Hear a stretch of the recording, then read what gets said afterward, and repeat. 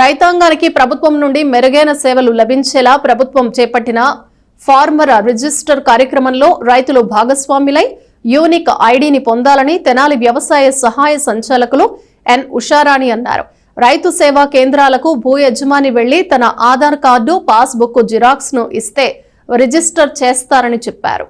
రాష్ట్రంలోని ప్రతి భూ యజమానికి యూనిక్ ఐడి ఉండాలనే లక్ష్యంతో రాష్ట్ర ప్రభుత్వం రైతు సేవ కేంద్రాల ద్వారా రైతుల రిజిస్ట్రేషన్ కార్యక్రమాన్ని ఒక పైలట్ ప్రాజెక్టుగా చేపట్టినట్లు తెనాలి వ్యవసాయ సహాయ సంచాలకులు ఎన్ ఉషారాణి తెలియజేశారు. మీడియాతో ఆమె మాట్లాడుతూ ప్రతి పౌరునికి ఆధార్ కార్డు ఉన్నట్టుగానే రైతులకు కూడా ప్రత్యేకంగా ఒక యూనిక్ ఐడి ఇవ్వాలని ప్రభుత్వం చేసిన ఆలోచన నేపథ్యంలో రైతులు ఫార్మర్ రిజిస్టర్లో రిజిస్టర్ అయ్యి యూనిక్ ఐడి పొందాలని అన్నారు. దీనివల్ల ఉన్న లోపాలు తొలగించి రైతులకు ప్రయోజనకరంగా ఉండేలా చూడటం జరుగుతుందని తెలియజేశారు. కాగా తెనాలి సబ్ డివిజన్లో ఉన్న దుగ్రాల, కొల్లిపర, తెనాలి మండల గ్రామాల్లో ఉన్నటువంటి రైతులు ఇంకా ఈకేవైసీ చేయించుకొని వారు ఉంటే వెంటనే రైతు సేవ కేంద్రాల వద్దకు వెళ్లి ఈకేవైసీ చేయించుకోవాలని కోరారు.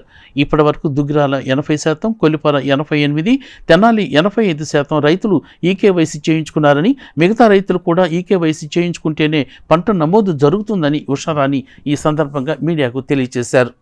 రైతులకు కూడా ఒక యూనిక్ ఐడి, ప్రతి పౌరుడికి ఆధార్ కార్డు ఒక యూనిక్ ఐడి ఎలా ఉందో అలాగే ప్రతి రైతుకు కూడా యూనిక్ ఐడి ఒకటి క్రియేట్ చేయాలనేది మన ప్రభుత్వం యొక్క ప్రాముఖ్యమైనటువంటి అంశము. అయితే ఇందులో భాగంగా ఫార్మర్ రిజిస్ట్రీ అనేది ప్రారంభించడం జరిగింది.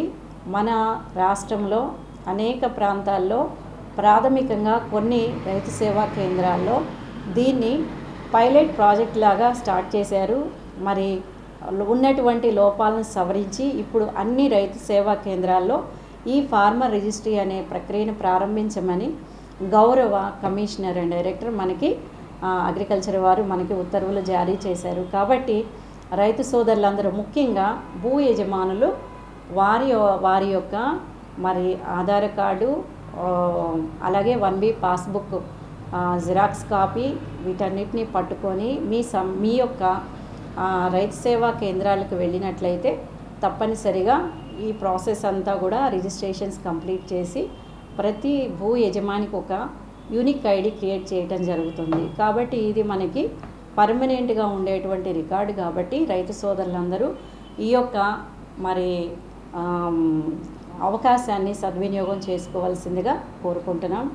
అలాగే ముఖ్యంగా మన పంటల్ని పరిశీలించినట్లయితే మరి దాదాపుగా జొన్న, మొక్కజొన్న, అలాగే మినుము, పెసరలో దాదాపుగా 30 రోజుల కాల పరిమితిలో మినుము, పెసర, అలాగే 40 నుండి 60 రోజుల కాల పరిమితిలో జొన్న, మొక్కజొన్న ఉన్నాయి. ఈ సంవత్సరం కొద్దిగా ఫాలార్మీ వామ్ ఎక్కువగా ఉన్నప్పటికీ రైతులు ఎంతో చక్కగా మరి దాన్ని నివారించుకోవటం, పురుగుల్ని తెగులు నివారించుకోవటం జరిగింది. అలాగే మినుము, పెసరలో కొద్దిగా బూడి తెగులు కనిపిస్తున్నా దాన్ని కూడా ఎంతో చక్కగా యాజమాన్య పద్ధతుల ద్వారా